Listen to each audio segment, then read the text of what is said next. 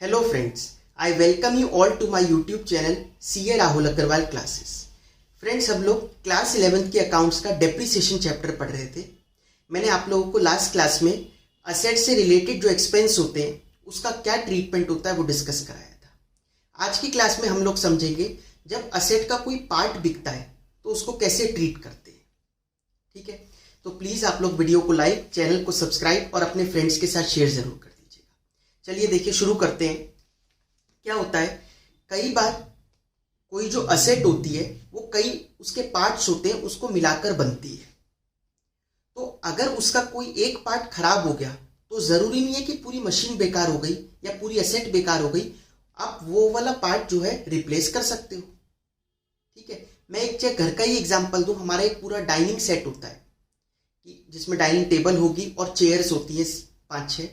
तो अगर उसमें से एक चेयर खराब हो गई या एक चेयर टूट गई तो इसका मतलब ये थोड़ी ना पूरी के पूरा डाइनिंग सेट ही बेकार हो गया हमारा, उसी को ही बेचना पड़ेगा। नहीं, वो चेयर रिप्लेस कर दो। हाँ, चेयर जो खरीदनी पड़ेगी बिल्कुल उस डाइनिंग सेट के कंपैरेटिव होनी चाहिए, बिल्कुल वही वाली होनी चाहिए, वो खरीदनी पड़ेगी, लेकिन हम कर सकते हैं रिप्लेस। वैसे ही क्या है, अगर असेट का कोई पार्ट बेकार हो गया तो हम उसको रिप्लेस करवा सकते हैं, या उसकी लाइफ खत्म हो गई तो उसको रिप्लेस करवा दे, बाकी असेट एज इट इज चलती रहेगी। तो ये होता है पार्ट ऑफ असेट को बेचना। ठीक है, अब देखिए इसको अकाउंट्स में डेप्रिसिएशन चैप्टर में कैसे दिखाया जाता है। देखिए इसके दो तरीके, या तो आप क्या करो, नॉर्मल तरीके से चलो कि जैसे आप लोग करते हो करोगे, बाद में जब वो 1/3 1/4 कहेगा कि ये बिक गई या ऑब्सोलीट हो गई, खराब हो गई और उसको हमने बेच दिया, तो उस टाइम पर आप उसको 1/3 करके देख लेना। वो तो कर दोगे, लेकिन पता कहाँ दिक्कत आती है, कैलकुलेशन वगैरह में हो तो वो भी जाएगा, लेकिन कैलकुलेशन में दिक्कत क्या आती है बच्चों को कि जब डेप्रिसिएशन लगा रहे होते हैं रिमेनिंग असेट्स पर, तो पहले 1/3 बिक चुकी तो अब 2/3 पर लगेगा। जो असेट अब बच गई, समझ रहे हो ना आप, टोटल असेट आपको दिख रही है, टोटल में से 1/3 तो बिक चुकी, बची कितनी, 2/3। मैं एग्जाम्पल दे रहा हूँ कि 1/3 बिकी थी, एक 1/3 वाला पार्ट बिका था, तो 2/3 पर डेप्रिसिएशन लगाओ, फिर अगले साल फिर वही चीज ध्यान रखो, तो थोड़ा सा क्वेश्चन करने में प्रॉब्लम हो सकती है। इसका सॉल्यूशन क्या है, इसका सॉल्यूशन ये है, आपने क्वेश्चन पूरा पढ़ लिया, आप पहले ही उस पार्ट को अलग करके चल लो।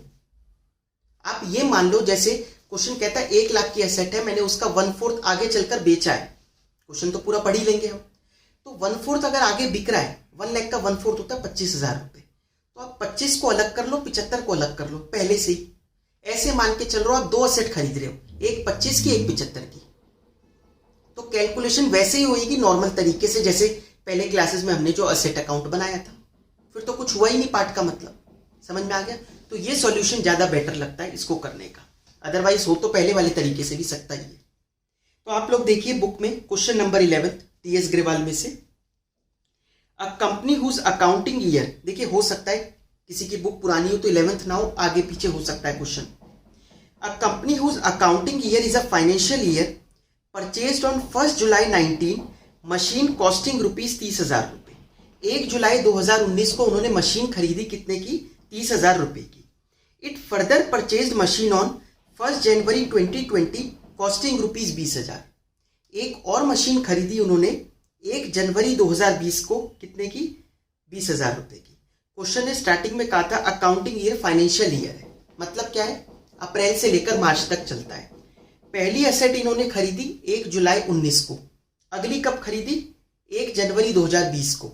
1 जनवरी 2020 ये भी तो इसी साल में ही पड़ रहा है, क्योंकि 19 से लेकर 31 मार्च 20 तक चलेगा ना साल, तो ये भी इसी साल की ट्रांजैक्शन है। एंड ऑन 1 अक्टूबर 2020 कॉस्टिंग 10,000 रुपए। 1 अक्टूबर 2020 को फिर खरीदी कितने की, 10,000 रुपए की, ये अगले साल की बात हो रही है। ऑन 1 अप्रैल 2021, यहां ध्यान से समझना, 1/3 of machine installed on 1 July 19, 1/3 of machine installed on 1 July 19 became obsolete and was sold for rupees 3,000 रुपए। 1 जुलाई 19 को हमने मशीन खरीदी कितने की थी, 30,000 की। कह रहा है उसका 1/3 हिस्सा बेकार हो गया, तो 30,000 का 1/3 10,000 रुपए का कब जाकर बेकार हुआ ये, 1 अप्रैल 2021 में, और उसको हमने 3,000 रुपए में निकाल दिया। क्या हम शुरू से ऐसा कर लें, जब हम 1 जुलाई 2019 को एंट्री कर रहे होंगे शुरू से ऐसा मान लें कि दो असेट है, एक 10 की और एक 20 की। खरीद तो ये 30 की रही है, बट 30 में 1/3 आगे चल के बेचना है ना, अलग कर लो पहले, इजी हो जाएगी calculation. Show how machine account would appear in the books of the company it being given that machine was depreciated by fixed installment method at 10% per annum.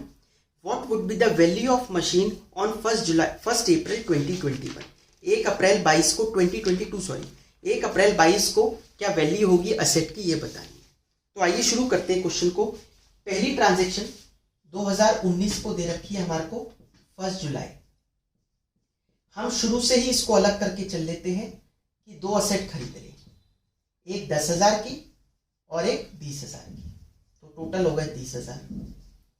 अगली ट्रांजैक्शन कब की दे रखी है? 1 जनवरी 2020, वो भी इसी साल पड़ेगा क्योंकि ये साल 31 मार्च 2020 को खत्म होगा। तो 1 जनवरी 2020 कितने की खरीदी? ये हो गई तीसरी मशीन हमारी, ये खरीदी इन्होंने 20,000 की।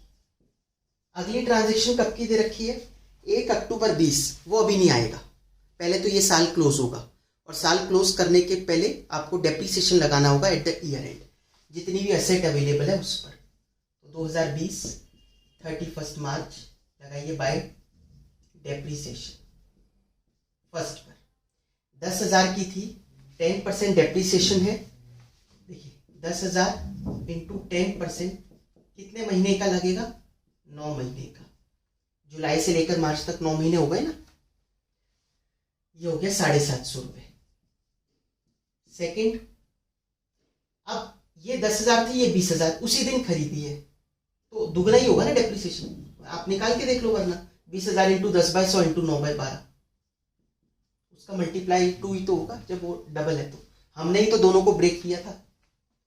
20,000 रुपये की तीसरी मशीन खरीदी, 10% डेप्रिसिएशन। ये कब खरीदी है? 1 जनवरी।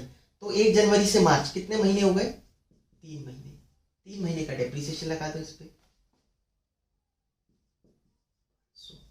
तो ये हो गया 2750। तो by balance carry down first second third.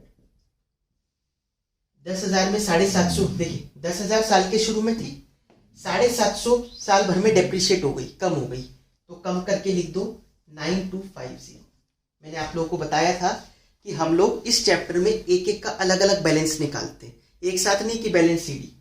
बात वही है, लेकिन एक साथ निकालने में दिक्कत ही आएगी जब इसको किसी को सेल वेल कर रहे होंगे हम, तो कैसे कंट्रोल रहेगा। तो यहाँ पर कंट्रोल रहता है, हर एक असेट पर कितने कितने की दिखता रहता है। 20,000 में 1500 डेप्रिशिएट हो गई, ये हो गई 18,500 की। 20,500 डेप्रिशिएट हो गई, ये हो गई 19,500 की। ठीक है, तो इनकी वैल्यू देख लेते हैं कितनी कितनी आ रही है। 9250, 18,500 और 19,500, 47,250। टोटल लगा लीजिए 50,000, 50,000। समझ में आया ये इतना? अब नेक्स्ट ईयर आपको तो बैलेंस शीट यहाँ पर उतारना है, टू बैलेंस बीडी हो जाएगा। मैं इसको एक काम करता हूँ, इधर ही लिख देता हूँ, अदरवाइज आपको ये स्क्रीन पे दिखाई नहीं देगा। तो ये मैंने बैलेंसेस उतार दिए यहाँ पर। अब देखिए अगली ट्रांजेक्शन कब की दे रखी है? 1 अक्टूबर 20।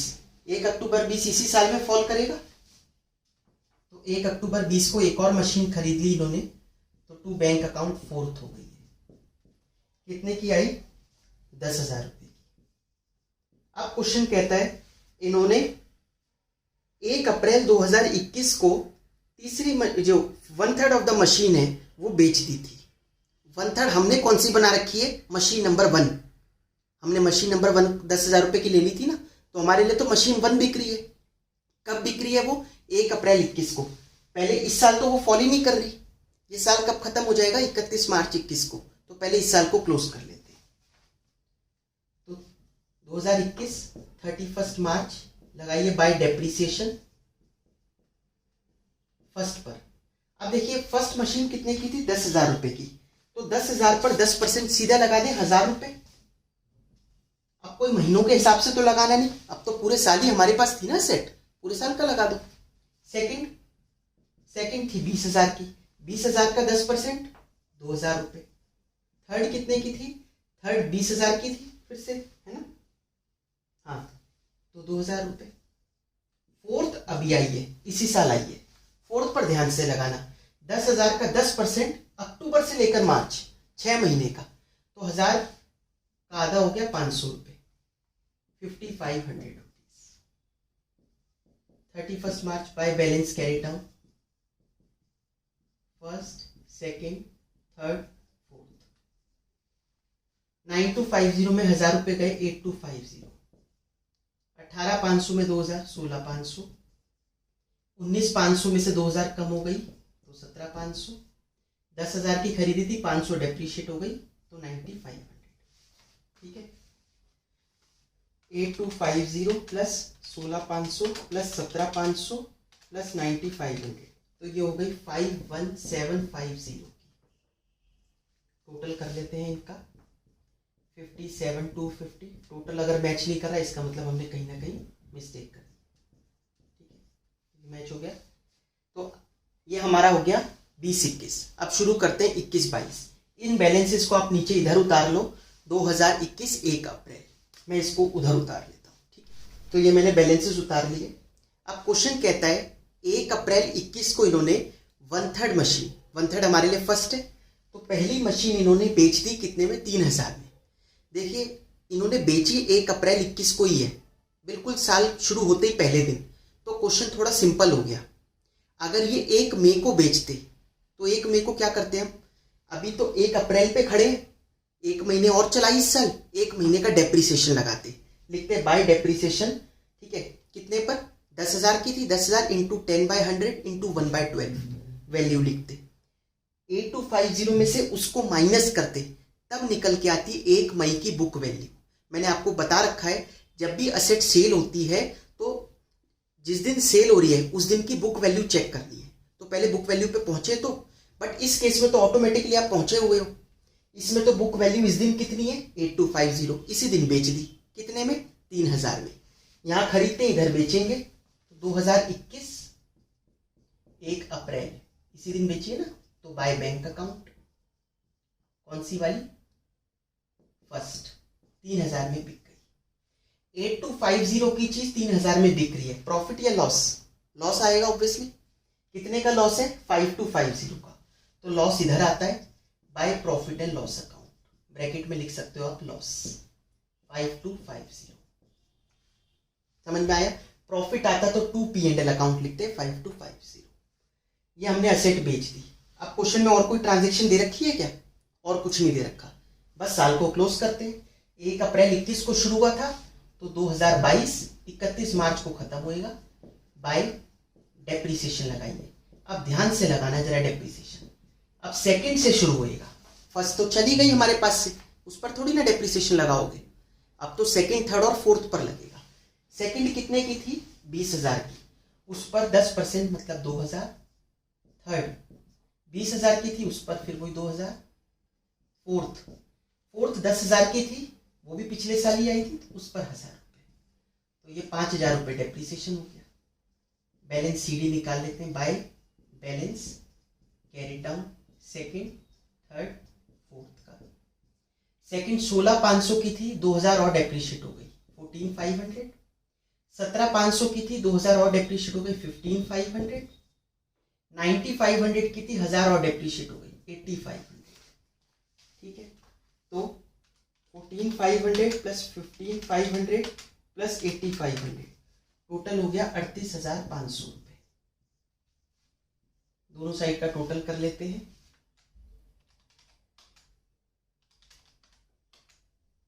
कर देख लिया करो इस साइड भी, मुझे पता कई लोग सोच रहे होंगे कि यही तो टोटल है उधर लिख दो, बट करके देख लिया करो, एक बहुत ज़्यादा टाइम नहीं लगेगा। इससे क्या है कि कोई गलती तो नहीं है, ये पता चल जाएगा। ये बैलेंस सीडी ऑपोजिट साइड पर ले आइए। 2022 1 April to balance brought down, second, third, fourth. ठीक है, 14,500, 15,500 और 8,500, ये हो गया 38,500। बस यहीं पर रुक जाइए। क्वेश्चन ने इतना ही बोला था कि 1 अप्रैल 22 को कितनी वैल्यू होगी एसेट की, वो निकाल दो। वो हमने निकाल दी। समझ में आया? प्लीज़ वीडियो को लाइक, चैनल को सब्सक्राइब और अपने फ्रेंड्स के साथ शेयर जरूर कर दीजिएगा दोस्तों। Thank you so much.